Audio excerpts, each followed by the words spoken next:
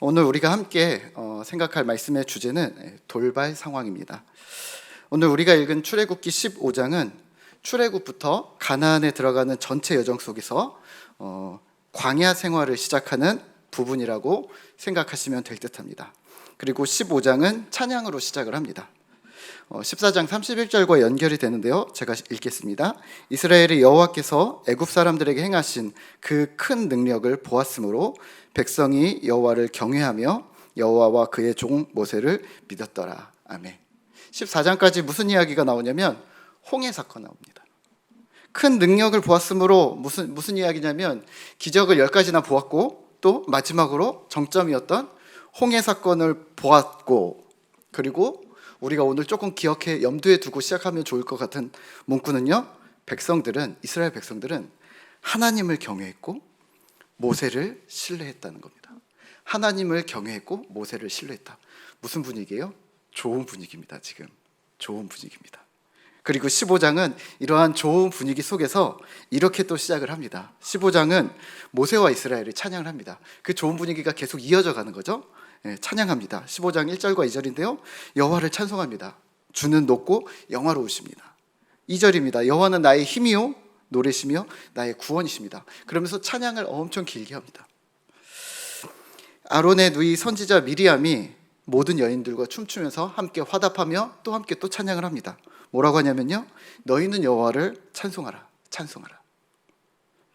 아주 감격스러운, 분위기 너무 좋고 아주 감격스러운 장면이라고 이해하시면 좋을 것 같습니다. 출애굽이 진짜 가능해? 라고 생각했겠죠. 400년 동안 애굽에 갇혀 있었고, 그리고 갑자기 모세가 나타났어요. 물론 예정되어져 있었지만 모세가 갑자기 나타났어요. 그리고 절대 권력을 가졌던 애굽 왕 바로는 내보내줄 생각이 없었습니다. 그리고 10가지 재앙이 일어납니다. 불안한데 어떻게 해서 애굽을 탈출합니다.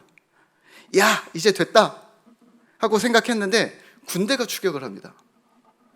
앞에 홍해를 만납니다. 야, 됐다 그랬는데 조금 후에 이제 죽겠는데. 그런데 홍해가 갈라지고 건넜고 홍해라는 벽을 쳐서 기적적으로 진짜 출애굽이 완성됩니다. 아무도 뒤를 쫓아올 수 없는, 아무것도 두려워할 수 없는 롤러코스터를 탄 것 같죠. 막 이렇게 하다가 딱 끝나는 아주 감격스러운 장면이 바로 15장 전반부입니다. 오늘 본문은 22절부터 읽었는데요, 오늘 본문 22절은 완벽한 승리와 첫 구절에서 읽은 백성이 하나님을 경외했고 모세를 사랑했던, 신뢰했다는 그러한 상황 속에 완전히 또 다른 이야기가 등장을 합니다. 15장 안에 2가지 사건이 붙어있는 게 좀 이상하긴 한데요, 완전히 다른 이야기를 합니다. 22절입니다. 우리 함께 같이 읽을까요? 모세가 홍해에서 이스라엘을 인도하며 그들이 나와서 수르 광야로 들어가서 거기서 사흘 길을 걸었으나 물을 얻지 못하고. 아멘. 홍해를 건넌 지 3일이 되었습니다. 그리고 하나님을 찬양했던 장소에서 아인 하와라라는 장소로 이동을 합니다. 아마 여기가 우리가 알고 있는 마라라는 장소인데요, 아인 하와라까지는 홍해의 장소로부터 53km 정도가 된다고 합니다. 53km 얼마쯤 가늠이 되세요? 요즘에 운동 많이 하시죠? 만보 많이 걸으시죠? 네, 저는 만보를 잘 못 걷는데요. 네, 만보 하면 보통 8km 정도 걷는데요. 2시간? 네. 남자들은 군대 가면 40km 행군을 합니다. 뭐 한나절 정도 하거든요. 하루 종일 하기도 하고 한나절 할 때도 있는데요, 40km 행군이면 하루면 걷는다는 얘기예요. 오늘 53km면 건강한 남자가 열심히 걸으면 하루면 걸을 수 있는 그런 거리입니다. 그런데 그렇게 멀지 않은 거리라는 거예요. 그럼에도 불구하고 3일이 걸렸습니다. 왜일까요? 어린이와 노약자와 여성들이 포함되어져 있었던 거죠. 장정 60만이라고 하는데 어린이, 노약자, 여성을 포함해서 대략 한 200만 명 정도 되지 않았을까? 많죠? 그리고 거기에 가축을 거느렸습니다. 애굽에서 끌고 나왔던 가축들이 있었고요, 또 식량도 있었겠죠. 따로 식량, 쌀, 보리, 옥수수 이런 것들이 좀 있었을 것 같고요. 그리고 또 살림살이들, 어디다 끓여 먹어야 되는 그런 하여튼 살림살이들을 다 가지고 거칠고 험한 광야를 지났기 때문에 시간이 좀 걸린 듯합니다. 아마도 분명하게 낮에는 더웠을 것이고요, 밤에는 추웠을 겁니다. 그리고 지쳤을 것이고 물이 떨어져 갔을 겁니다. 23절입니다. 23절에서는 이렇게 이야기합니다. 23절 같이 읽을까요? 마라에 이르렀더니 그곳 물이 써서 마시지 못하겠으므로 그 이름을 마라라 하였더라. 아멘. 24절도 읽을까요? 백성이 모세에게 원망하여 이르되 우리가 무엇을 마실까 하매. 마라라는 곳에 이르렀고 물이 있었습니다. 그런데 먹을 수 없는 물이었습니다. 여기서 이스라엘 백성들이 원망합니다. 죽겠습니다. 분명히 3일 전까지 분위기 좋았거든요. 너무 좋았거든요. 근데 딱 3일 만에 분위기가 갑자기 원망과 죽겠다라는 한탄으로 바뀝니다. 모세가 하나님께 부르짖었다고 합니다. 뭐라고 했을까요?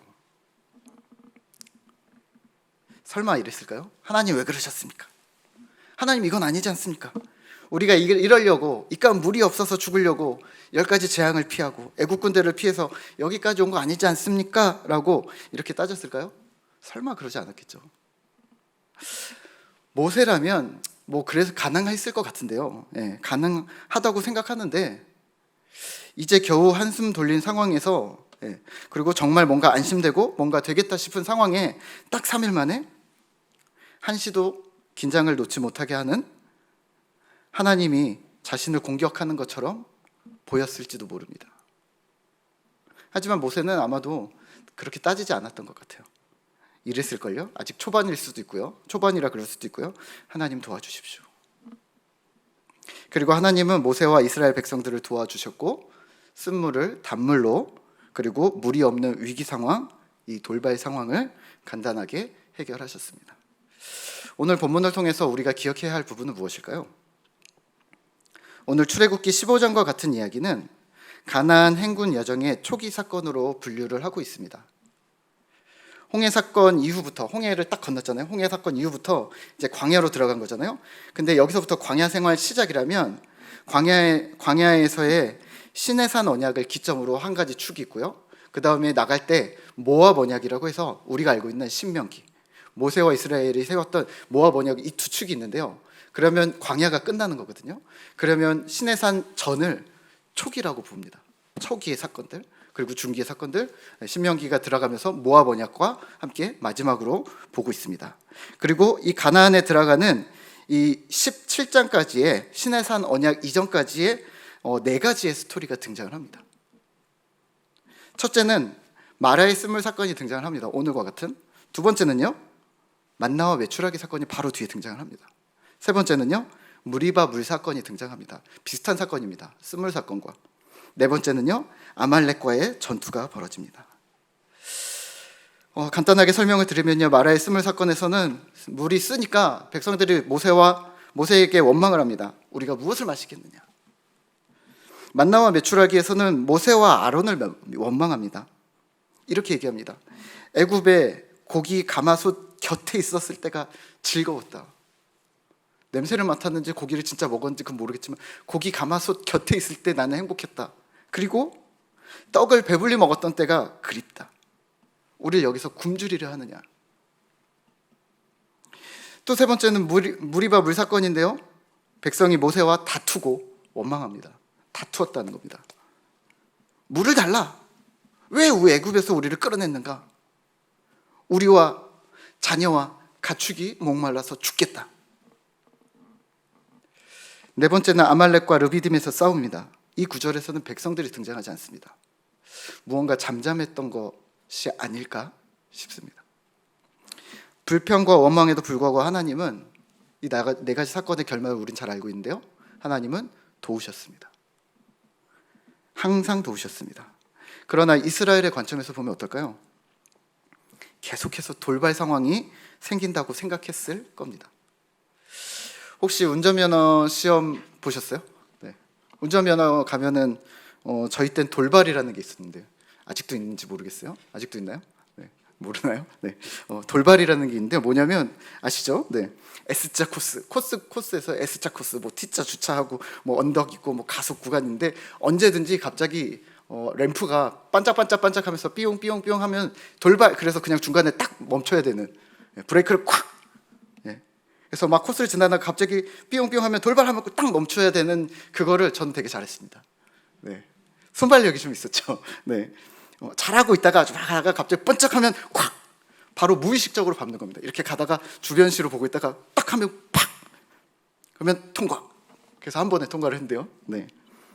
4,000년이 지난 오늘 이미 이야기의 결말을 알고 있는 우리는 이스라엘 백성들 보면서 야, 이제 시작이야. 40년은 돌아야 돼, 얘네들. 이렇게 우리는 마음에 준비를 하고 있죠. 그런데요, 네, 바로 가나안 땅에 못 들어간다는 거 우리는 알고 있지만 정작 이스라엘은요, 마음엔 홍해를 건너자마자 마음엔 가나안 땅이 여기까지 와 있는 거예요. 그런데 자꾸 돌발 상황이 생기는 거죠. 물이 부족해, 돌발. 먹을 것이 없어, 배고파, 돌발. 물이 또 부족해, 돌발. 이번엔 적군이랑 싸워야 돼, 생존, 죽을 수도 있어, 돌발. 돌발 그러면서 무슨 일이 생기나요? 자꾸 브레이크를 밟는 겁니다. 사실 이 패턴은 광야 초기뿐만이 아니라 이스라엘 광야 전체의 기본 패턴이기도 했습니다. 더 나아가서 사실은 한치 앞을 모르는 우리는 오늘날의 모든 성도들, 우리 모든 인생의 패턴과 같아 보이지 않으시나요? 먹을 것, 입을 것, 살 것, 생존. 정말 욕심낸 거 아니고, 정말로요? 정말 욕심낸 거 아니고 정말 기본 필수적인 것들에 대해서 하나님 도와주십시오. 이 정도만 도와주시면 됩니다. 라고 한 건데, 이 기본적인 일들에 대해 주권을 가지고 계신 하나님은 정말 우리를 자꾸 테스트하는 것처럼 보입니다. 자꾸 시험하는 것처럼 보입니다. 오늘 단어도 시험이라고 등장을 하잖아요. 그래서 돌발 상황을 자꾸 만드시는 걸까요? 뭘 그렇게 자꾸 테스트를 하고 싶은 걸까요? 하나님의 뜻은 도대체 무엇일까요? 왜 자꾸 우리의 인생에 브레이크를 밟게 만드는 돌발 상황들을 자꾸 만드시는 걸까요? 하나님은 우리가 긴장의 끈을 놓지 않게 하려는 것일까요? 그 긴장을 잘하면 뭐가 나오는데요? 저는 신학교 시절에 4년 동안 총신을 갔는데요. 4년 동안 등록금을 제때에 제대로 내본 적이 한 번도 없습니다. 등록금 기일이 마감이 있어요. 마감은 그냥 1차고요. 그 다음에 2차는 못 낸 사람들만 내서 또 2차가 또 공지가 나오고요. 그 다음에 마지막 3차 경고를 한 번 더 받고 3차 경고를 받는데요. 3차 때는 어떤 메시지가 함께 오냐면 이렇게 얘기가 옵니다. 이번에 못 내면 제적 처리입니다. 근데 그게 언제냐면 중간고사 다음쯤이에요. 중간고사 다음 주 정도? 대학 가면 중간고사를 엄청 빨리 보거든요. 한 달 지나면 바로 중간고사거든요. 그러니까 중간고사 보고 나서 등록금을 못 냈다고 하면 제적 처리? 마음속에서는 하나님이 어찌어찌 해결해 주실 거야 라고 믿으면서 기도하면서 불안해합니다. 어떻게 되겠지? 낼 때쯤 되면 1차 마감 때쯤 가면 또 기도하러 올라가고 2차 마감 때쯤 되면 또 기도하러 올라가고 3차 마감 때쯤 되면 어떻게 또 올라가고. 근데 기도하러 가기 싫은 거죠. 근데 생각을 해보세요. 중간고사 다음에 3차가 마지막이잖아요. 돈을 낼 수 있을지 없을지 몰라요. 그때 시험을 계속 봐야 되는데 시험을 잘 볼 수 있을까요, 없을까요? 제가 성적이 안 좋은 이유는 다 이유가 있습니다. 어차피 3차에 등록금을 못 내면 시험 중간고사를 아무리 잘 봐도 이게 시험 본 게 그냥 없어지는 거예요. 제적이 되거든요. 학교에 원래 안 다닌 걸로, 애초부터 학교에 없었던 걸로 그냥 치는 거죠. 거의 항상 3차 마지막 날까지 버티다가 마지막 날에 5시 마감이면 4시쯤에 딱 들어가는데요. 등록이 됐는데요. 하나님께서 까마귀를 보내서 채워주셨습니다. 4년 내내 8번의 등록금을 내면서 거의 한 번도 긴장의 끈을 늦춰본 적이 긴장을 놓지 못했습니다. 내가 안 놓은 게 아니라 내가 못 놓게 만드시더라고요. 정말 기본적인 것들이 하나님 손에 있었고 하나님은 저를 풀어주시지 않았습니다. 기도하게 하셨고 마음 졸이게 하셨고 한순간도 마음 편히 학교를 다닌 적이 없었습니다. 힘들었습니다. 이러시는 분이 있겠죠. 목사님, 까마귀가 그렇게 만나기도 힘든 까마귀가 마지막 순간에 딱 채워주는 간증이 있으셨잖아요. 그게 은혜잖아요. 네, 그런 간증 많습니다. 근데 저는 그 까마귀가 너무 싫었습니다. 하나님은 왜 날 풀어주시지 않는 거지? 내가 설마 잘못 나갈까 봐? 설마 내가 그렇게 못 믿음직스러워? 아, 인간은 다 죄인이야. 너는 분명히 그렇게 보이시는 걸까? 나를?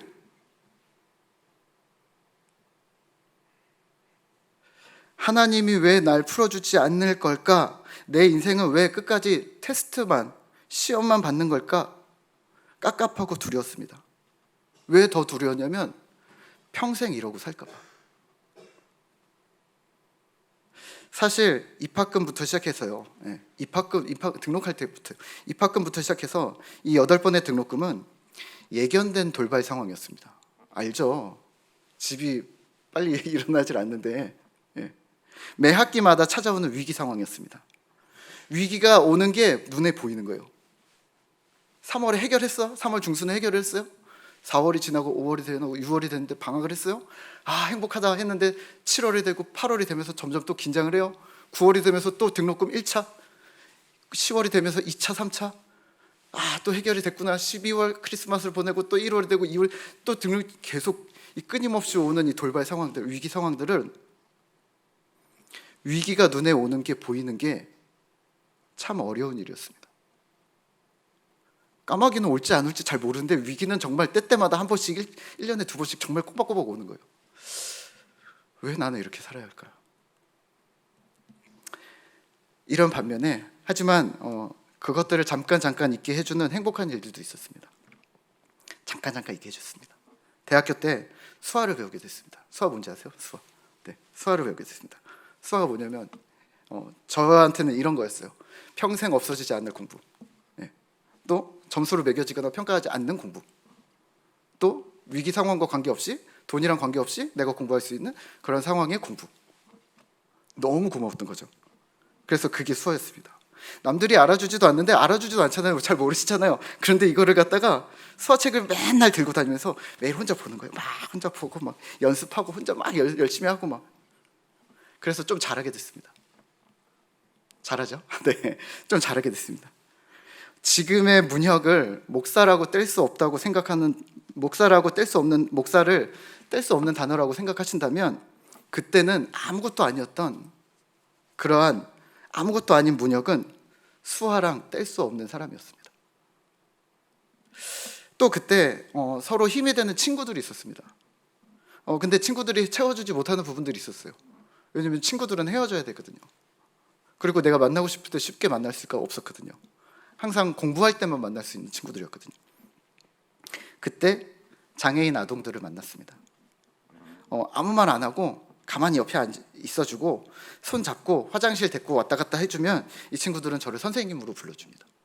내가 뭘 했는지, 뭘 어떻게 할 수 있는 능력이 있는지, 어떤 기술이 있는지, 어떤 지식이 있는지 전혀 상관없이 이 친구들을 저를 선생님으로 불러줬습니다. 그래서 꼭 무조건 내 옆에 앉고 그랬는데요. 제가 담당했던 첫 번째 친구는 제가 잊을 수가 없습니다. 제가 담당했던 첫 번째 친구는 등치가 좀 컸어요. 우리 교회로 말하면 한 정묘 목사님 정도가 됐습니다. 제가 좀 이렇게 등치가 좀 작잖아요. 정묘 목사님 통통하면서 조금 더 크잖아요. 많이 크진 않았고 한 요 정도 큰데, 이 친구가 이제 좀 어렸어요. 중학생이었는데 이 친구가 교회만 딱 오면 막 저한테 달려오는 거예요. 그러면 바로 제 무릎에 팍 앉는 거예요. 너무 반가운 거죠. 자기는 한 2-3달 힘들었습니다. 왜냐면 다리가 부러진 줄 알았습니다. 그리고 이렇게 하고 있는데 뭔가 꽉 하면 벌써 와 앉아 있는 거예요. 예. 얘가 무거워서 너무 힘들었습니다. 첫 2달은 조금 불평했었죠. 애들이 많은데 왜 하필 나는 이렇게 큰 애를, 내가 몸도 작은데, 제가 대학생 때는 50 몇 킬로였거든요. 더 작았거든요. 근데 팍! 근데 한 2-3달이 또 지나니까 얘가 이제 정이 들었잖아요. 이 산만한 애가 내 무릎에 앉아서 이렇게 도는 겁니다. 그리고 나를 안고 자꾸 뽀뽀를 하는 겁니다. 그게 또 너무 불편한 겁니다.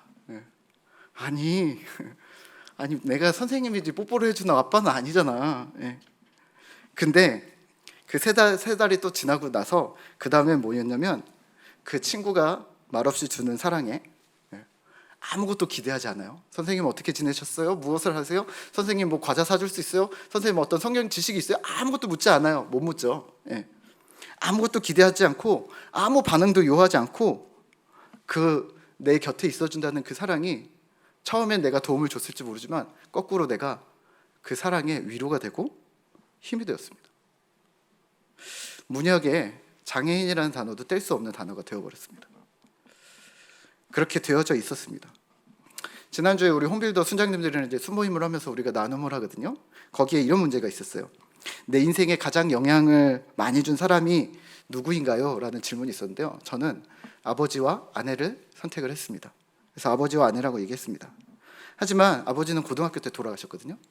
아버지 돌아가시고 나서 아내를 만난 거는 제가 군대에 갔다 와서 대학교 마지막 때쯤에 만났는데, 그 기간 동안 아버지와 헤어지고 아내를 만나는 그 사이 동안, 그 시간 동안 살아갈 힘과 격려를 주었던 영역이 수아였고 장애인이었습니다.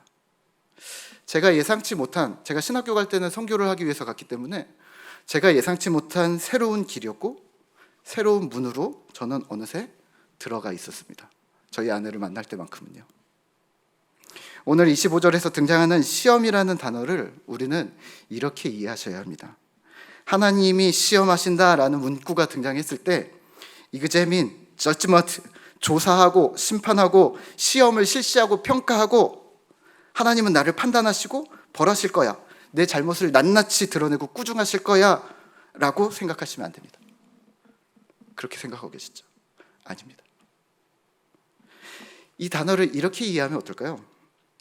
테스트, 더 가벼운 테스트, 더 가볍게, 지금 생각하는 것보다 더 가볍게.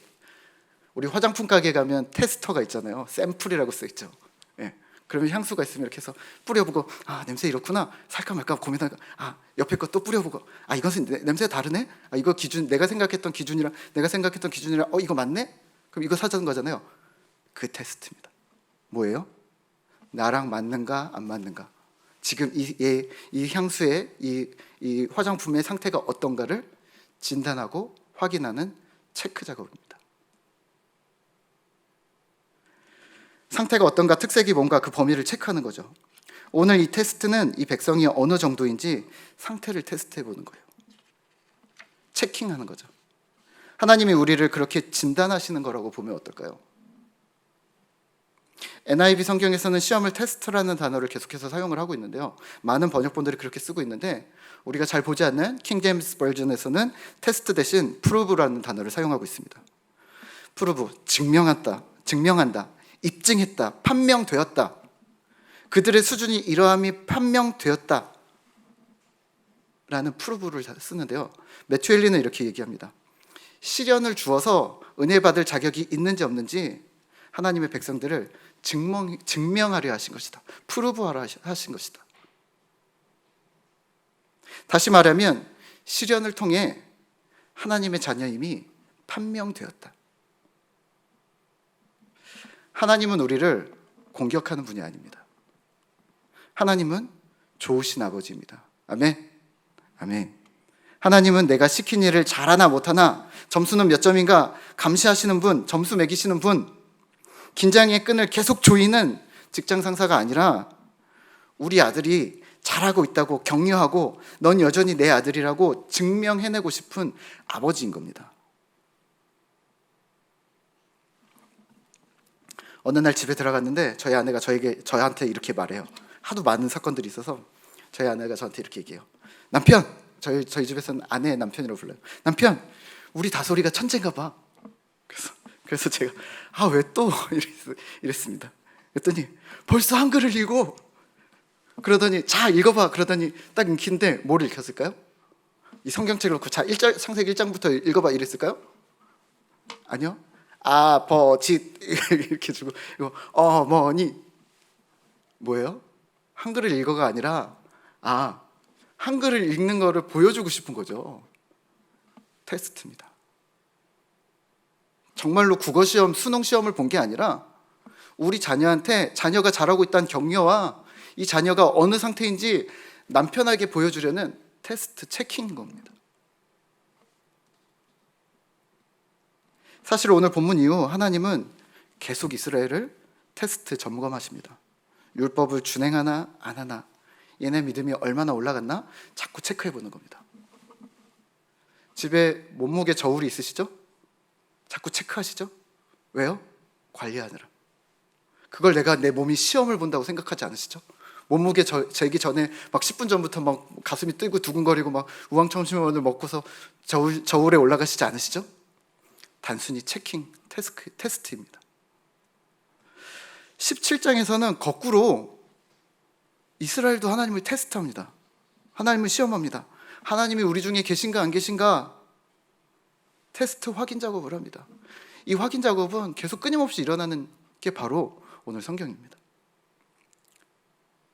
오늘 우리는 무엇을 기억해야 할까요? 돌발 상황, 위기의 상황들은, 인생의 위기 상황들은 또 다른 소망의 문을 열어준다고 생각하면 어떠실까요? 하나님은 여러 사건들을 통해서 우리의 수준을 테스트하시고 진단하시고 그 결과에 따라 우리의 수준에 맞춰 또 다른 문을 열어주신다고 말입니다. 헬렌 켈러가 이렇게 얘기했습니다.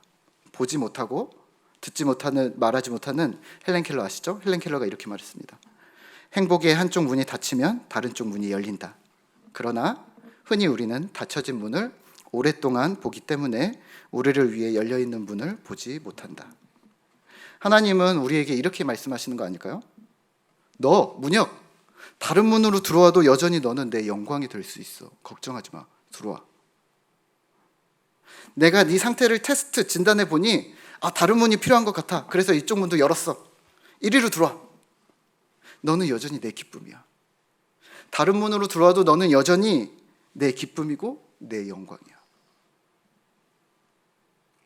그러면 돌발 상황 앞에서 신자는 어떤 태도를 취해야 할까요? 시내산 언약 이전의 4개의 사건들 중에 이 3개는 마라의 쓴물, 만나 사건, 무리바 물 사건, 여기서는 불평과 원망 속에서 모세의 부르짖음으로 하나님의 은혜를 베푸셨습니다. 그러면 4번째는요, 조금 다릅니다. 아말렉 전투는 기도하는 모세의 팔을 아론과 훌이 붙잡습니다. 그래서 팔이 내려가면 지고 올라가면 지고 이런 이야기 있잖아요.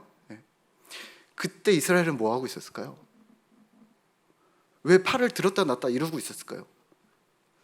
전통적인 기도의 방식은 어땠냐면 굽부러져서 무릎 사이에 머리를 넣고 손을 쫙 뻗고 엎드러진 것 같은 모양으로 거기서 무릎만 접은 게 기도의 모습이었습니다. 근데 왜 팔을 들고 있었을까요? 언덕 위에 있는 모세를 이스라엘 백성들이 잘 볼 수 있게. 팔이 내려갔는데 뭐야 어떻게 했을까요? 기도하지 않았을까요? 그러면 이렇게 볼 수 있습니다. 첫 번째, 두 번째, 세 번째는 똑같았어. 근데 4번째 체킹할 때는 조금 얘네들 믿음이 올라갔네? 물론 그 다음에 다시 믿음이 또 되돌아갔을지 모르겠지만 어찌됐건 지금 4번째 체킹에선 조금 믿음이 올라간 것 같은데? 오늘 우리는요, 돌발 상황에 밟으십시오. 뭘 밟으세요? 생각하지 마시고 반사적으로 콱! 무엇을 밟아야 합니까? 제일 중요한 걸 하라는 말입니다. 기도의 자리로 나아가시고 말씀 속으로 들어가란 말입니다. 하나님이 왜 이러셨을까? 무슨 의도일까? 나중에 생각하셔도 돼요. 그 생각 이전에 콱 엎드리는 겁니다. 콱 말씀을 펴는 겁니다. 확 나아가는 겁니다. 그게 신자입니다. 신자는 그러면서 성장하는 겁니다. 그리고 그러면서 새로운 문이 열리는 것입니다.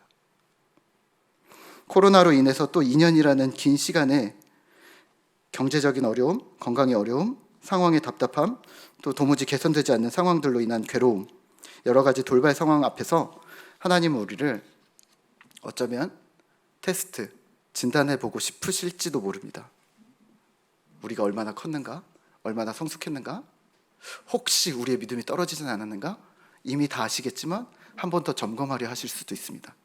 그때 우리는 어떻게 해야 할까요? 우리가 신자라면 하나님 앞에 엎드러져 있어야 합니다. 기도해야 합니다.